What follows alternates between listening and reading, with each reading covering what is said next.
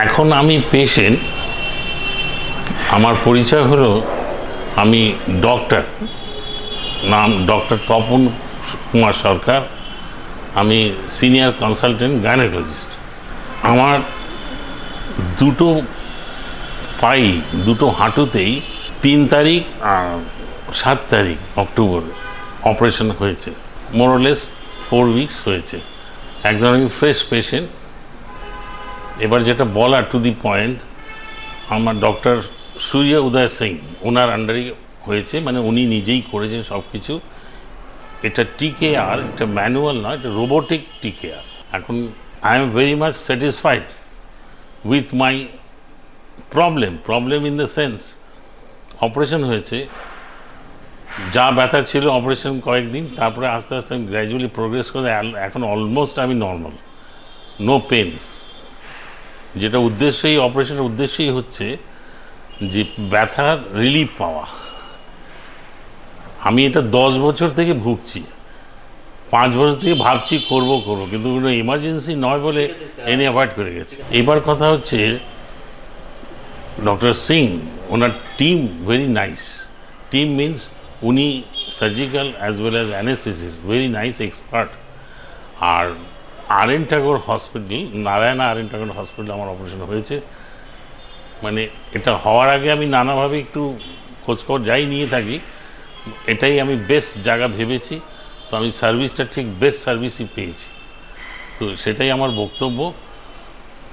আমি বেস্ট সার্জনের হাতে আমার অপারেশন হয়েছে, আমি খুব ভালো আছি, দ্যাটস অল। নমস্কার, আমি ডক্টর সূর্য উদয় সিং। আমি ডক্টর তপন, আপনি ওনার বক্তব্যটা শুনেছেন।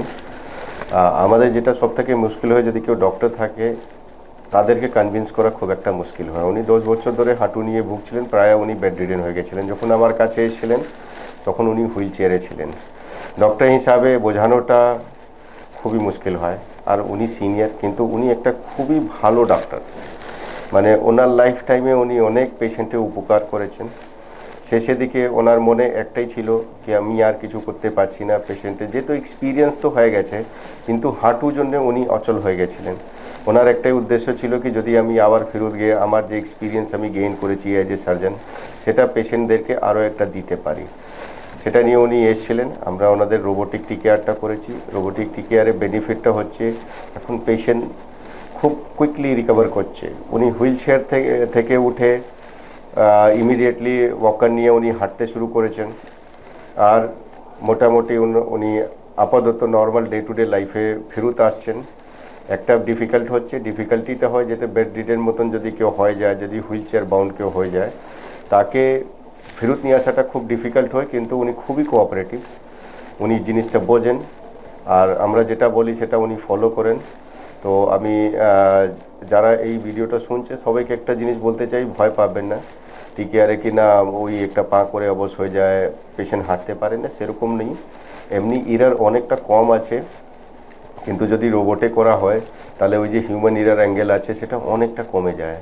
তো আপনি একদম নির্ভয় হয়ে TKRের দিকে যেতে পারেন, সেই লাভটা নিতে পারেন, রোবোটিকটা অপ্ট করতে পারেন।